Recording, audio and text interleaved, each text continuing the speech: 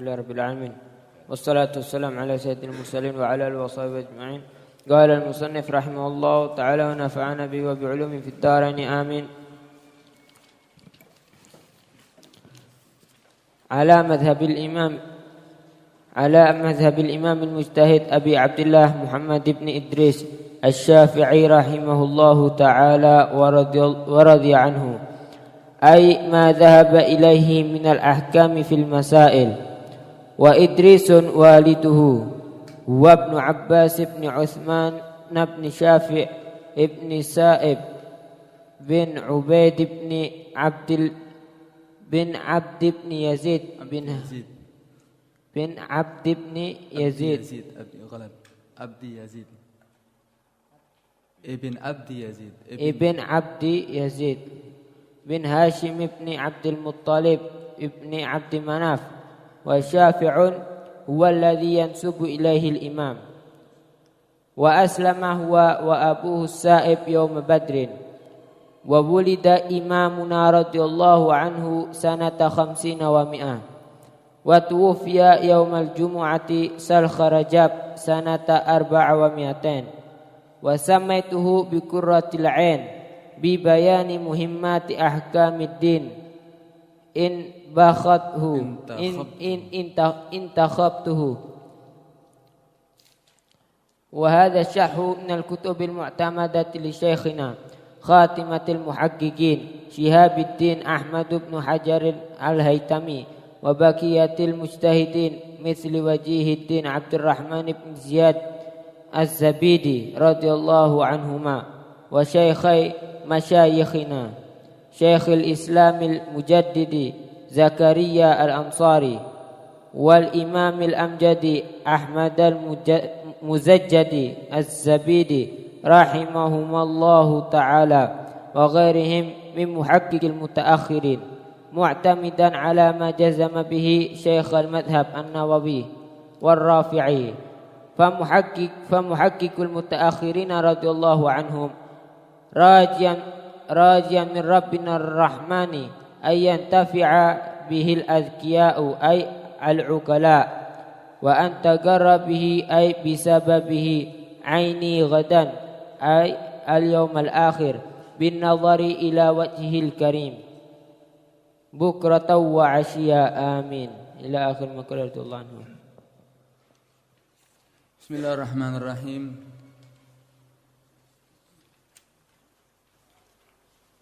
Ala madhabil imam, ini muta'alliq dengan sebelumnya. Wa ba'du fa hadha mukhtasarun fil fiqhi ala madhabil imamil mujtahid. Ini adalah satu mukhtasar, satu ringkasan daripada fil fiqhi, daripada kitab fiqih, mempelajari ilmu fiqih. Ala madhabil imam, daripada madhab imam al-mujtahid Abi Abdullah, ini kunyanya Imam Syafi'i, Abi Abdullah Muhammad, namanya Imam Syafi'i Muhammad Ibni Idris, Abi Abdullah Muhammad Ibni Idris Asy-Syafi'i rahimahullahu ta'ala. Kita mempelajari daripada fikih madhab Imam Syafi'i, yang mana kunyanya Abi Abdullah, namanya Muhammad Asy-Syafi'i rahimahullahu ta'ala wa radhiya anhu, semoga Allah merahmati Imam Syafi'i dan ridha terhadap Imam Syafi'i. Ala madhab ay ma dhahaba ilaihi minal ahkam fil masail. Dikatakan madhab ma dhahaba ilaihi minal ahkam fil masail, itu sesuatu yang mana Imam Syafi'i berpendapat kepada itu minal ahkam, daripada hukum-hukum fil masail, fi masail, di dalam masalah-masalah. Di pendapat-pendapat Imam Syafi'i. Madhab berarti apa? Pendapat-pendapat Imam Syafi'i. Wa Idris waliduhu huwa ibnu Abbas. Dan Idris tadi dikatakan, jadi ini menyebutkan daripada nasab Imam Syafi'i. Namanya Muhammad ibn Idris, waliduhu, ayahnya Idris, huwa ibnu Abbas. Muhammad ibn Idris ibn Abbas ibn Utsman ibn Syafi' ibn Sa'ib ibn Ubaid ibn Abi Yazid. Ibn Abdi Yazid. Sebagian kitab di situ Ibn Abdi Ibni Yazid. Ibni tidak usah. Jadi Ibn Abdi Yazid. Ibn Hashim Ibnil Muttalib, bukan Abdul Muttalib. Itu juga sebagian kitab ada keliruan Ibni Abdul Muttalib. Cuman yang betul Ibn Hashim Ibnil Muttalib. Ibni Abdi Manaf. Jadi nasabnya Imam Syafi'i itu bertemu dengan Nabi pada Abdi Manaf. Jadi bertemu di mana? Di Abdi Manaf. Karena Rasulullah nasabnya Muhammad ibn Abdullah ibn Abdul Muttalib ibn Hashim ibn Abdi Manaf. Nah, bertemu di Abdi Manaf. Makanya dikatakan termasuk satu nasab dengan Rasulullah sallallahu alaihi wasallam. Wa Syafi' di situ ada daripada datuknya Imam Syafi'i yang bernama Syafi'. Wa Syafi' wa huwa alladhi yunsabu ilaihil imam. Dan Syafi' itu adalah yang dinisbahkan kepada Imam Syafi'i. Jadi Imam Syafi'i dinisbahkan kepada Syafi'. Dikatakan Asy-Syafi'i. Loh, kenapa kok dinisbahkan kepada Syafi'? Kenapa kok tidak sebelumnya atau setelahnya? Karena Syafi' ini adalah sahabat daripada Nabi sallallahu alaihi wasallam. Syafi' dan orang tuanya masuk Islam bareng, yaitu ayam Badar. Dikatakan situ wa aslama huwa wa abuhu Sa'ib yauma Badrin. Masuk Islam itu Syafi' wa abuhu dan orang tuanya yaitu As-Sa'ib yauma Badrin. Itu ketika perang Badar, dua daripada datuk Imam Syafi'i yang bernama Syafi' dan Sa'ib masuk Islam. Jadi datuknya Imam Syafi'i yang sahabat yaitu Syafi' dan Sa'ib. Dinisbahkan Imam Syafi'i mengambil datuk pertama dia yang dekat dengan dia daripada sahabat yaitu Syafi'. Ini katakan Asy-Syafi'i. Wa wulida Imamuna radhiyallahu anhu, dan dilahirkan Imam kita radhiyallahu anhu, semoga Allah meridhoinya, sana khamsina wa mi'ah, itu tahun 150. Wa tufiya yaumal jum'ah, dan meninggal hari Jumat Salhu Rajab. Salhu yakni akhir. Salhu Rajab ay akhir Rajab. Akhir Rajab sanah arba wa mi'aten, tahun 204.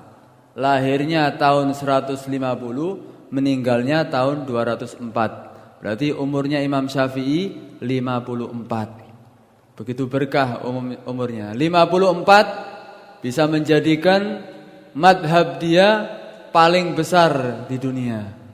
Padahal umurnya 54. Karena keberkahan Imam Syafi'i. Dan Imam Syafi'i itu memang mulai kecil dididik oleh orang tuanya. Dan dia menghafal Al-Quran mulai umur 7 tahun. Hafal Al-Quran dia umur 7 tahun. Dan hafal kitab Muwatta, kitab hadis daripada Imam Malik itu umur 10 tahun. Dan dia belajar kepada ulama-ulama yang terkemuka di zamannya. Sampai dia mendapat izin untuk ifta. Dia bisa ifta ketika dia umur 15 tahun. Jadi dia boleh, sudah diizini sama ulama-ulama di zamannya ketika itu, boleh untuk ifta, berfatwa. Boleh dia berfatwa ketika dia umur 15 tahun. Padahal Imam Syafi'i ini hidup yatim. Dia hidup bersama ibunya dalam keadaan yang serba kekurangan. Fi gillatil aish, fi gillatin minal aish wa dzikri halin. Dalam keadaan segalanya kekurangan daripada ma'isyahnya, kehidupan dia dan semuanya. Cuman ibunya memberi semangat kepada Imam Syafi'i sehingga dia belajar kepada berbagai ulama. Diceritakan juga belajar sama Imam Malik, belajar juga sama Imam Abu Hanifah. Dia pelajari daripada ilmu-ilmunya sampai akhirnya dia juga membuat madhab yang akhirnya daripada orang-orang yang bermadhab Imam Malik berpindah kepada madhab Imam Syafi'i. Walhasil daripada manaqib Imam Syafi'i sangat luas sekali. Di situ cukup daripada pujian terhadap Imam Syafi'i. Ada satu hadis yang menerangkan bahwa hadis itu diperuntukkan untuk Imam Syafi'i. Ini dikatakan alimu Quraisyin yamla'u tibagal ardi ilman. Ada satu alim Quraisy daripada keturunan Quraisy. Itu Imam Syafi'i kan keturunan Quraisy. Itu Abdi Manaf. Yamla'u tibagal ard, yang mana memenuhi bumi ilman, ilmunya. Kenapa? Karena banyaknya dan meluasnya daripada ilmu Imam Syafi'i sampai ke seluruh dunia. Bahkan banyak daripada a'immah, imam-imam dan juga Imam Ahmad Ibnu Hanbal yang mengatakan itu hadis adalah untuk Imam Syafi'i. Hadzal alim, yang dimaksud dengan alimu Quraisyin di situ huwa Syafi'i, yaitu Imam Syafi'i. Adapun amal Imam Syafi'i setiap harinya, dia itu membagi malam harinya itu menjadi 3. Sulusun, setiap malam dibagi 3. Sulusun lil ilm, sepertiga malam untuk ilmu. Wa sulusun lis shalah, sepertiganya untuk salat. Wa sulusun lin naum, dan sepertiganya untuk tidur. Di setiap harinya dia itu membagi waktu seperti itu. Dan Imam Syafi'i ini menjadi Imam Syafi'i itu karena memang mujahadah. Karena mujahadah beliau. Dikatakan beliau itu masyabi'tu, dia berkata masyabi'tu, aku tidak pernah kenyang mundu 16 sana, semenjak 16 tahun tidak pernah kenyang Imam Syafi'i. Kenapa? Ditanya kenapa kok tidak pernah kenyang? Li'annahu yuskilul badan, karena itu akan memberatkan badan. Wa yughassil galab, membuat keras hati. Wa yuzilul fatanah, bisa menghilangkan kecerdasan. Wa yujlibun naum, bisa membuat kita ngantuk, banyak tidur. Wa yud'ifu sahibahu alal anil ibadah, dan membuat lemah daripada orang yang selalu kenyang anil ibadah, daripada ibadah. Malas-malasan dalam hal ibadah. Dan Imam Syafi'i pernah mengatakan ma halaftu, aku tidak pernah bersumpah billah kepada Allah.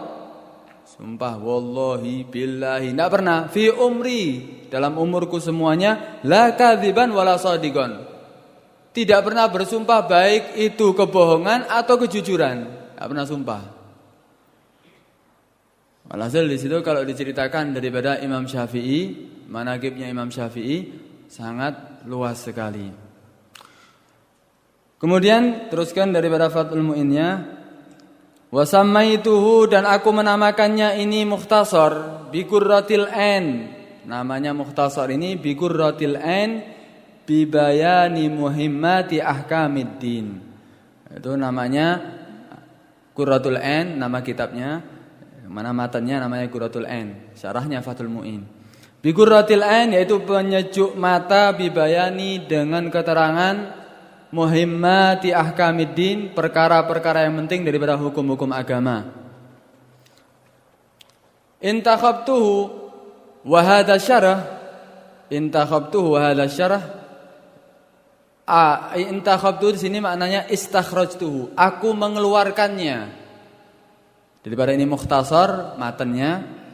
Wa hadha syarah, dan ini syarah.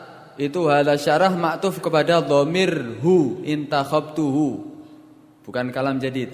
Intakhabtuhu wa hadha syarah, karena dua-duanya matan dan syarahnya kan karangan daripada Sahibul Fathul Mu'in, ya.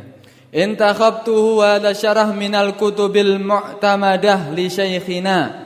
Aku mengeluarkan daripada ini matan dan syarah daripada kitab-kitab mu'tamadah, kitab-kitab yang mu'tamad, pendapat-pendapat yang kuat, li syekhina, untuk guru kami.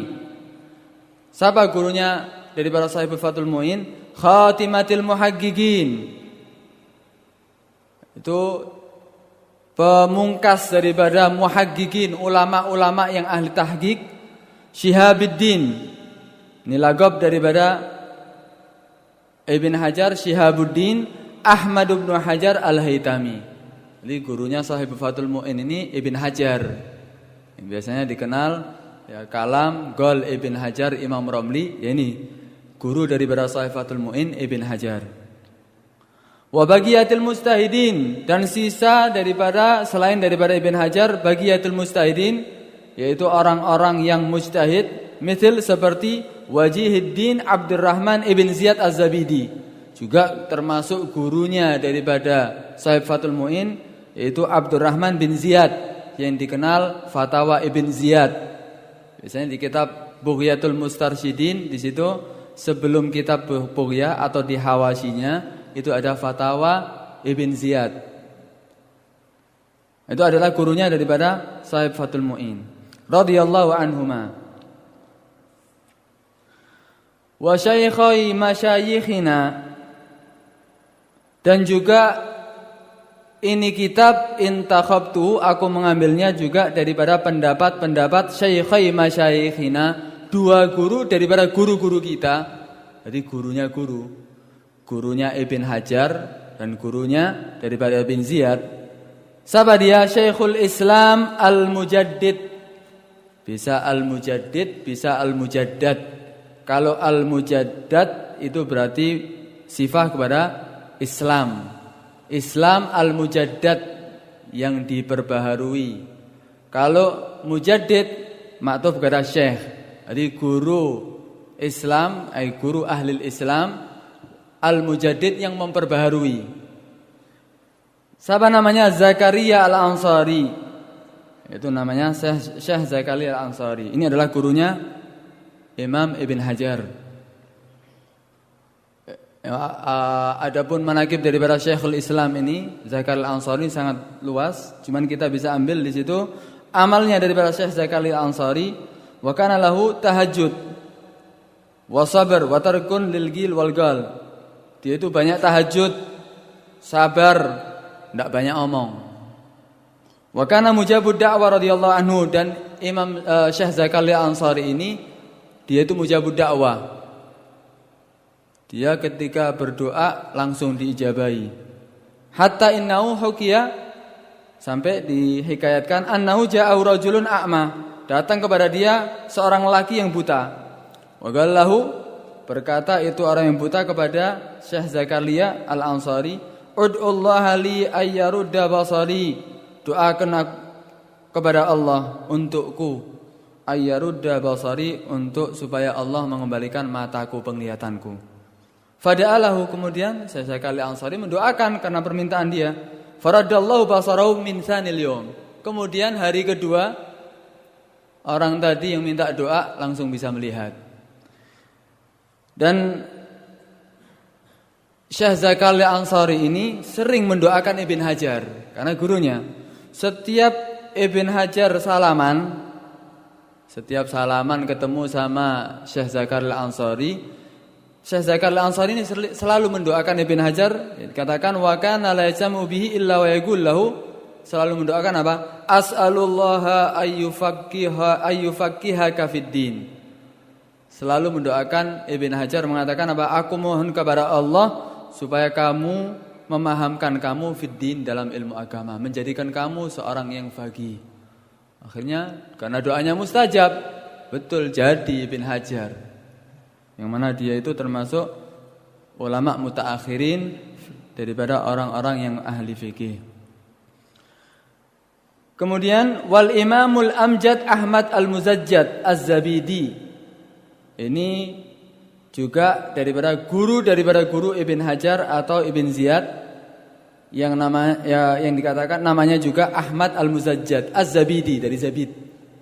Az-Zabidi rahimahumullah taala, gurunya Ibn Hajar. Dan ini pengarang daripada Sahib Ubab. Kalau ente tahu kitab Ubab, ini adalah pengarang kitab Ubab. Wa ghairuhum, dan selain daripada mereka, min muhaqqiqil mutaakhirin. Aku mengambil ini kitab, aku mengambil daripada istakhraj atau mengeluarkan daripada ini pembahasan daripada muhaqqiqil mutaakhirin, daripada Ibn Hajar, Imam Ramli dan seterusnya. Mu'tamidan, yang mana aku berpegangan ala ma jazama bihi Syekhul Madhab. Aku berpegangan daripada yang memastikan bihi dengan itu ma Syekhul Madhab, dua guru madhab, yaitu An-Nawawi war Rafi'i. Aku tidak mengenyampingkan, tetap aku berpegangan daripada pendapat-pendapat daripada Imam Nawawi dan pendapat daripada Imam Rafi'i. Mana Imam Nawawi dan Imam Rafi'i adalah Syekhul Madhab, guru madhab. Dikatakan Imam Nawawi itu tidak kawin ya. Imam Nawawi tidak kawin. Umurnya sekitar 40-an. Dikatakan bahwa Imam Nawawi ini dia itu banyak mengarang. Umurnya di sini dikatakan 46 tahun. Dan Imam Nawawi ini sering mengarang. Dia selalu mengarang dan karangan Imam Nawawi itu banyak sekali sampai dikatakan kalau seandainya dibagi mulai dia lahir sampai dia meninggal 46 tahun, setiap harinya seakan-akan dia mengarang satu lembar. Jadi karena saking banyaknya karangan Imam Nawawi. Dan Imam Nawawi mempunyai karamah, dikatakan ketika dia mengarang, tengah-tengah mengarang habis minyaknya. Pakai lampu, minyaknya habis, mati ketika tengah-tengah ngarang. Akhirnya dia berhenti. Ketika berhenti di situ jari-jari daripada tangan kiri Imam Nawawi, yaitu jari telunjuk tangan kiri mengeluarkan cahaya. Jadi penerang. Diteruskan karangannya keluar daripada cahaya dari tangan Imam Nawawi. Imam Rafi'i juga sama. Dia ulama yang besar juga. Dikatakan ketika dia ngarang, ceritakan di manaqibnya, ketika dia tengah-tengah ngarang habis lampu daripada penerang daripada Imam Rafi'i ketika mengarang. Di situ tidak lama keluar cahaya dari pohon yang di sampingnya Imam Rafi'i. Keluar cahaya menerangi daripada Imam Rafi'i ketika mengarang. Ada sebagian ulama mengatakan lebih kuat mana karomahnya daripada Imam Nawawi atau Imam Rafi'i. Cuman tidak merendahkan yang lainnya. Itu dikatakan ya jelas. Kalau tangan keluar cahaya ini dari mana listriknya? Kalau pohon keluar cahaya itu masih dimungkinkan dari yang lainnya. Berarti kuatan daripada karamah daripada Imam Nawawi. Di situ pendapat yang kuat kalau ada khilaf antara Imam Nawawi dan Imam Rafi'i, di situ mengambil pendapat Imam Nawawi. Radhiyallahu anhum, semoga Allah meridhai mereka. Rajian min Rabbina ar-Rahman. Dalam keadaan mengharap, aku mengarang ini daripada mukhtasar ini, aku dalam keadaan mengharap min Rabbina daripada Tuhan kami, Ar-Rahman yang Maha Penyayang, ayyantafi'a bihil adqiya, untuk mengambil manfaat, memberikan manfaat al-adqiya ay al-ughala, orang-orang yang cerdas, orang-orang yang berakal, wa antagarra bihi aini ghadan, wa antagarra, dan menjadi penyejuk bihi bisababil mukhtasar yang dia karang, aini mataku ghadan, maksudnya ghadan besok, yakni di hari akhir, bin nazari ila wajhil karim, untuk melihat ila wajhil karim, yaitu wajahnya al-karim yang maha mulia, yaitu Allah Subhanahu wa taala, bukratan wa asyiyah, pagi hari dan sore hari. Amin. Jadi dia mohon kepada Allah karena sebab mengarang kitab ini dia bisa masuk surga dan melihat daripada wajahnya Allah Subhanahu wa taala bukratan wa asyiyah. Kok bukratan wa asyiyah?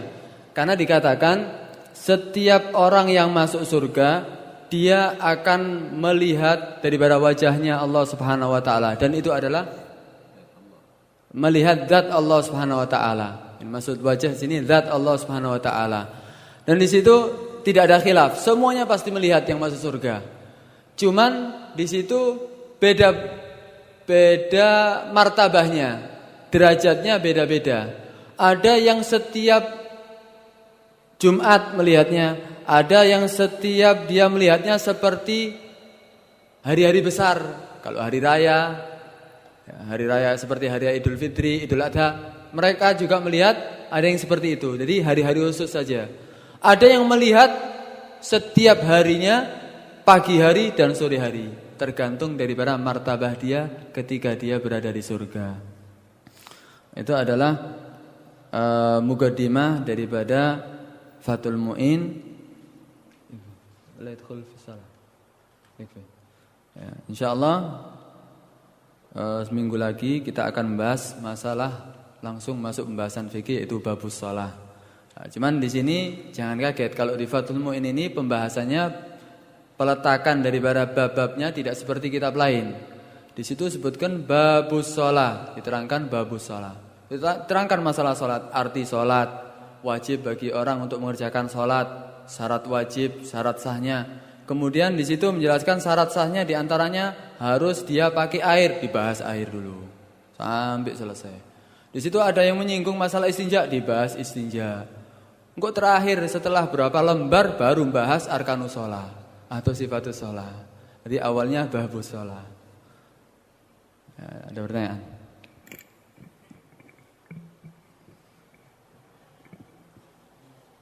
Ada perlu dibahas. Timbul satu pertanyaan, kenapa ada madhab? Kan bukankah yang diperintahkan dalam Al-Quran adalah mengikuti Al-Quran dan hadis? Wa in tanaza'tum fi syai'in farudduhu ilallah wa rasul. Kok harus ada madhab? Kan ngambil Al-Quran dan hadis Rasulullah kan cukup. Kok harus ada madhab? Dan apa itu ijtihad? Apa itu namanya mujtahid mutlak itu ijtihad itu? Dengarkan baik-baik.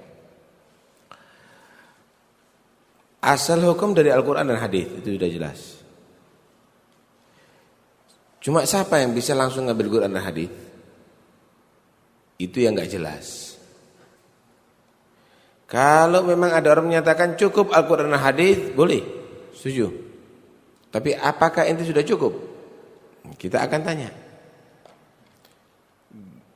Hukumnya kalau ngentut itu misalnya membatalkan wudu dari mana? Dasar hukumnya. Dari hadis. Di mana? Bukhari. Inti berarti enggak ikuti hadis. Inti ngikuti Imam Bukhari. Kamu berarti masih ngikuti Imam Bukhari. Percaya kalau Imam Bukhari ini bawa hadis. Kalau kamu itu ngikuti hadis itu langsung kamu punya sanad sampai ke Nabi. Kalau inti basic nyari ada di kitab Bukhari, kitab Muslim, berarti kamu masih ngikuti orang ahli hadis. Ngikuti muhaddits.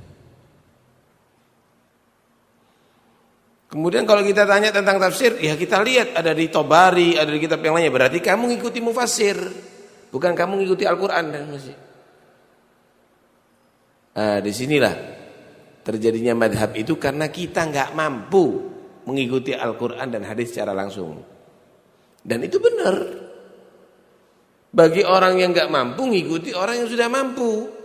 Fas'alu ahla dzikri in kuntum la ta'lamun. Memang kita nggak ngerti kok. Ya kita ngikuti orang yang ngerti, itu sudah tuntutan memang begitu. Karena itu kalau ada orang mengatakan cukup Al-Quran dan hadis, inti tanya, inti cukup enggak? Kalau inti cukup enggak apa-apa. Kalau memang enggak cukup, ngaku aja inti Hasan. Jadi orang ngikuti Al-Quran dan hadis itu bukan karena membaca tafsir. Itu berarti ngikuti pendapat mufassir. Orang ngikuti hadis itu bukan karena buka-buka buku hadis. Itu berarti inti ngikuti pengumpulnya. Kalau Imam Syafi'i tidak ngikuti begitu, langsung meriwayatkan hadis kepada Nabi, langsung mengetahui tafsirnya tadi itu dari gurunya, dari sahabat dan dari Nabi. Dia mendengarkan sendiri, menggali sendiri. Lah kalau ini orang kan buka-buka buku, kemudian dia menyatakan tidak perlu madhab, ya keliru ente. Sama sekali keliru itu semua. Nah, jadi kita harus tanya aja, dites aja. Bolehlah inti menyatakan cukup Al-Quran hadis, kita tes. Nanti ya jelas nggak ada yang mampu. Karena itu dikatakan pintu madhab ini udah tertutup karena nggak ada yang mampu. Bukan berarti tertutup nggak boleh, tapi tidak ada yang mampu langsung mengambil dari Al-Quran dan hadis Rasulullah Sallallahu Alaihi Wasallam. Kenapa harus 4 madhab? Bukankah juga ada imam mujtahid mutlak di zaman itu? Ada Imam Ja'far As-Shadiq, ada Imam Sufyan Ats-Tsauri.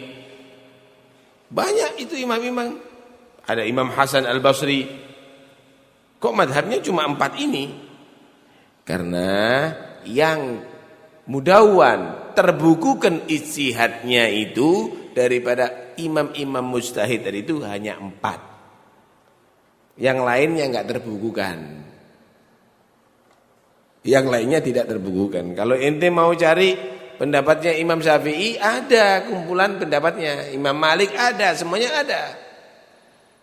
Tapi kalau imam yang lainnya enggak ada. Yang ada riwayat. Diceritakan, diriwayatkan imam ini begini pendapatnya. Diceritakan, diriwayatkan imam ini begini. Lah riwayat itu tidak bisa dibuat untuk pegangan. Paham nih ya? Karena itu kalau ada katakan ada madhab Imam Sufyan Ats-Tsauri, ada madhabnya Imam Sufyan Ats-Tsauri, enggak ada. Bohong. Kenapa? Imam Sufyan Ats-Tsauri ijtihadnya tidak dibukukan. Ada riwayat daripada pendapat Imam Sufyan Ats-Tsauri. Ada madhab Imam Ja'far As-Shadiq, bohong. Kenapa? Tidak dibukukan. Kalau ada pembukuannya kita terima. Mana ada? Tidak ada. Yang ada riwayat daripada mereka. Kemudian timbul kita para habaib. Kenapa enggak ngikuti Imam Ja'far As-Shadiq? Kenapa enggak ngikuti Ahlul Bait? Kok dalam madhab kita ngikuti Imam Syafi'i? Dengarkan baik-baik. Madhab itu adalah ngikuti dengan referensi. Harus ada bukunya yang jelas. Secara ilmiah. Secara ilmi kita ngikuti. Kalau ngikuti kita orang tua kita sampai ke Imam Ja'far As-Shadiq sampai kepada Rasulullah, itu ngikuti secara praktek, namanya thariqah. Secara thariqah kita dididik untuk mengikuti orang tua kita sampai ke Imam Ja'far As-Shadiq sampai kepada Rasulullah. Langsung pengambilan secara praktek. Paham nih ya? Secara madhab, secara ilmu, dasar-dasar ilmu semuanya kita ngikuti referensi yang jelas Imam Syafi'i. Karena itu kita ini mengikuti dua-duanya. Secara ilmu mengikuti Imam Syafi'i, secara amaliyah kita ngikuti thariqah kita yang sudah diatur sampai bersambung kepada Imam Ja'far As-Shadiq radhiyallahu anhu. Lah kalau ada menyatakan mengikuti secara madhab, buktikan. Kalau ada anak sekarang pindah madhab. Enggak pakai besok, sekarang. Dari mana itu semuanya? Tidak ada. Tapi kalau kita mengikuti thariqah, memang kita dididik untuk mengikuti thariqatul ajdad sampai Imam Ja'far Shadiq sampai kepada Rasulullah. Kita enggak pernah keluar daripada thariqah mereka. Jika terjadi khilaf antara madhab dan thariqah, maka kita lebih mengikuti thariqah. Nah, kita lebih mengikuti thariqah. Jika